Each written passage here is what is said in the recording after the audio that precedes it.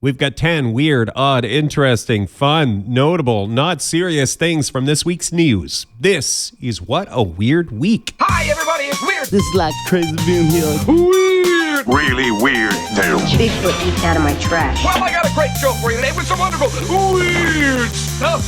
Hi, friends. I'm Scott. Thank you for checking out What a Weird Week, a show about the odd things that were in the news. And if you want all this stuff we talk about in more detail, or you want to get our show notes and that, go to shownotes.page, shownotes.page. This is our episode for Friday, May the 9th, 2025. Number 10. Number 10 is a new study that is out about gluten and kissing. So perhaps someone you know is gluten intolerant or has some sort of gluten ailment. Perhaps you or someone you know has kissed a person before. Well, apparently, according to the study, they had people eating crackers and kissing, and that's kind of, there's more science involved, but basically it was eat crackers and then kiss, and I imagine now that I think of it, people were lined up for this. Some people were lined up for that study because crackers are delicious. Hey, right, you guys? So what they found was minimal gluten transfer. If you're gluten intolerant and your partner eats a cracker then kisses you without rinsing, minimal gluten transfer occurred. It seems reasonably safe to smooch like crazy.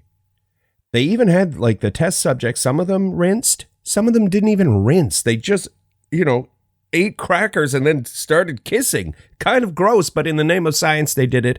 And so it seems like kissing is okay. You don't have to settle for a handshake. If you're gluten intolerant, looks as though you can, just make out like crazy. More science there if you click our show notes, shownotes.page. Number 9. This one is from the Weird Food Department. I find this weird. You tell me if this is weird, you guys. Let me know in the comments. And by the way, thank you for commenting and liking, following, subscribing, all of that stuff. You can get all our links at shownotes.page. I try to answer. Sometimes I get behind in the answering, but let me know if this one is gross or perfectly normal. For the summertime, the Utz brand of snacks is coming out with lemonade-flavored chips. So delicious potato chips, but they taste like lemonade.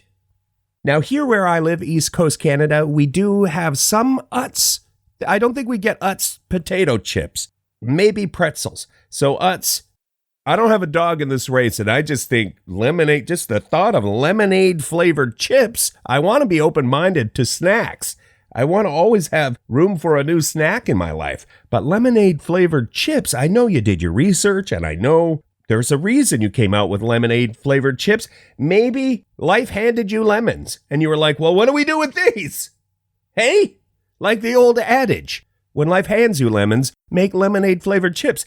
Anyway, we link to their press release if you want to check it out, shownotes.page. Number 8. This one is the very, very, very long press conference, a world record-breaking long press conference. The president of Maldives gave a nearly 15-hour press conference, and that's a world record.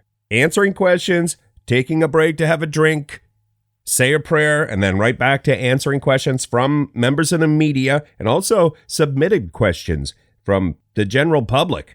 After a while, I feel like you would run out of questions. You'd have to dig deep. So God bless you, journalists and folks who submitted questions, holding our politicians to account about what their favorite color is and whatnot. The article gets into some other world record press conferences too.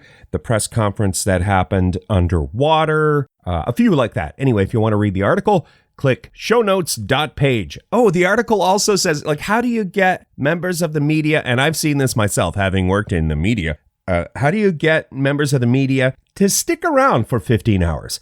Well, the key is buried deep in the article where it says food was offered to the journalists. That'll ensure that people show up to your press conference.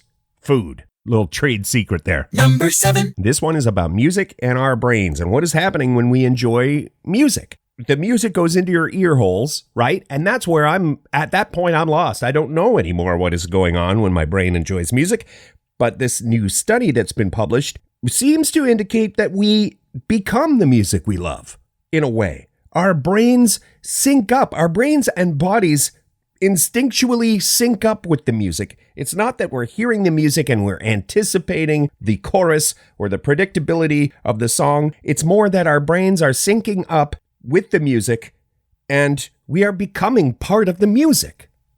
It seems a bit bonkers to me, but I do enjoy music. It's not so much bonkers, it's just way over my head. If you want to read the whole thing, we'll link to it in the show notes. It appears to be good news, like there'll be opportunities for music and therapy and helping people through music and a better understanding of how our brains react to music.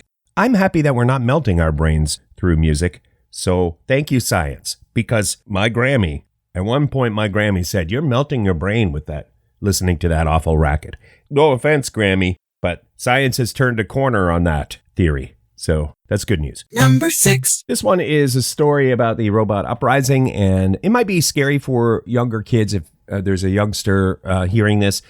Earmuffs, kids, earmuffs. This one's too scary. And I don't want you to fear the future, our future with robots. Okay, here's the headline from New York Post. Violent humanoid robot snaps, attacks factory workers, and wild video went full Terminator. That part just not true. Going full Terminator involves time travel, right? I mean, we can all agree on that. So come on, New York Post, you need to do better. It was a heck of a headline, though, I have to say. This is about a video from an undisclosed factory in China where a robot seems to go berserk. Either gets switched on or given its prime directive, and the arms of this robot, it's a sort of humanoid robot, the arms start swinging like it's gone berserk. And you can see the nearby people are nervous. To put it lightly, they are nervous that this robot is going to hunt them down. Anyway, things get shut down. It would appear no injuries, no physical injuries. There's no way anybody who saw that got any sleep that night, dreaming of the robots going berserk. Like, if you work in that factory now, you're never going to want to be near a robot or walk past a robot. Or it's classic, like, oh no, the robot's, it's been shut off. Don't worry, you can walk past this robot. It's sleeping. It's in deep sleep, deep robot sleep. You know, we've all seen that movie, and that robot isn't in deep robot sleep, and it's good night, Irene, for everyone involved. That's what I would worry about if I were one of the people in this factory witnessing this robot go berserk. Anyway, if you want to see the video, we link to it. Click shownotes.page. Number 5. Number 5 is eat this food for breakfast. Be a super genius later in the day. The food is walnuts, you guys. I know some podcasts would be like, stick around to the end and we'll tell you what food. But I'm just going to tell you, I'm saving you time right now. It's walnuts. A study has indicated that having walnuts for breakfast later in the day, you'll have improved reaction time on cognitive tests. You're going to think faster, according to the study, and memory benefits from walnuts. They seem to show up about 6 hours after eating the walnuts. So have them for breakfast later in the day, better memory. Some sort of delayed effect. That's kind of it in a nutshell. Hey, you guys, in a nutshell. Hey, what even? Did I have walnuts for breakfast or what? Because I'm on fire. If you want to get into the science of what they think is going on with the walnuts for breakfast deal, you can read the whole study. We'll link to it in the show notes. Number 4. This one, maybe you saw this. It got picked up on a lot of the major news channels. The cold case, over 60 years old, that a detective has solved, and it has a happy ending. This involves a lady who went missing 62 years ago from a town in Wisconsin, and a cold case detective looked into it, good old-fashioned detective work, and I believe Ancestry.com was involved, and tracked down and was able to find the lady, and the lady is alive and well. Happy, safe, and secure is how the story describes the lady. It would seem she wasn't running from the law, perhaps escaping a not safe situation at home. That's kind of, maybe I didn't describe that so well. But anyway, if you want to read the story, the lady just lived under the radar for more than 6 decades, and that case is closed now. Number 3.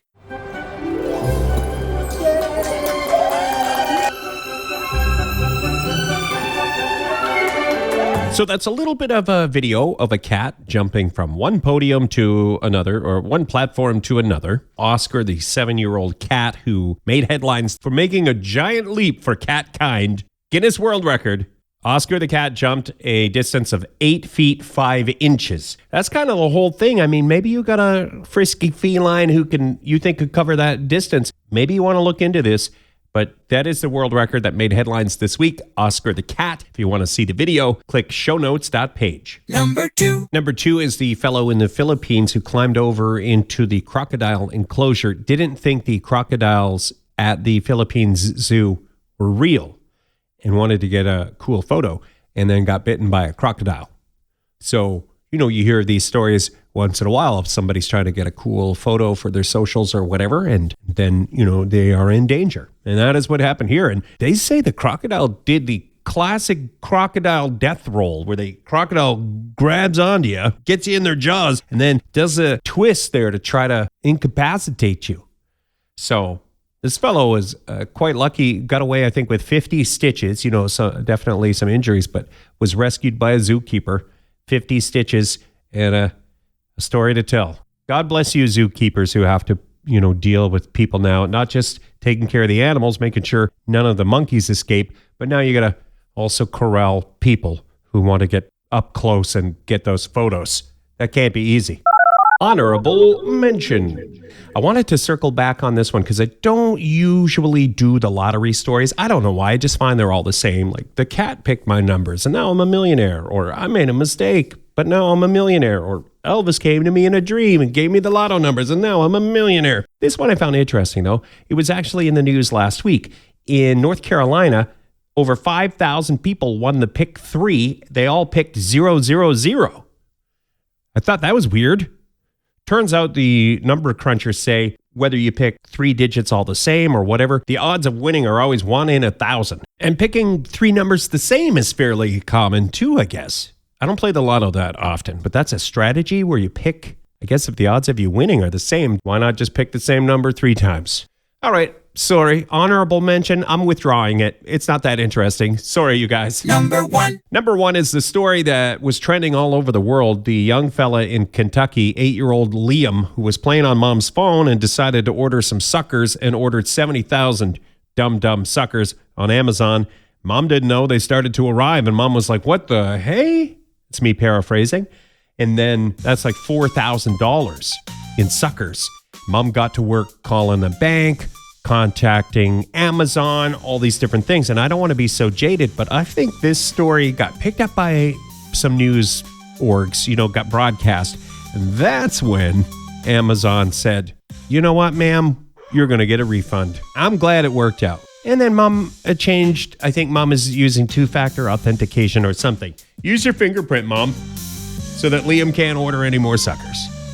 Something like that. Mom and Liam both learned a lesson. And the lesson here is suckers are delicious. Order as many as you can when no one's looking because those things are delicious. That's the lesson. Okay, that's it. Thanks for listening to What a Weird Week. We are a show that comes out usually every Friday with all the weird stuff from this week's news, the odd, the entertaining, the interesting. You can get everything we talk about if you go to shownotes.page. You can also get in touch, find our social media and that shownotes.page. I apologize. I'm falling behind in returning your messages, but I do appreciate when you reach out. We'll catch you next week with more weird stuff on What a Weird Week.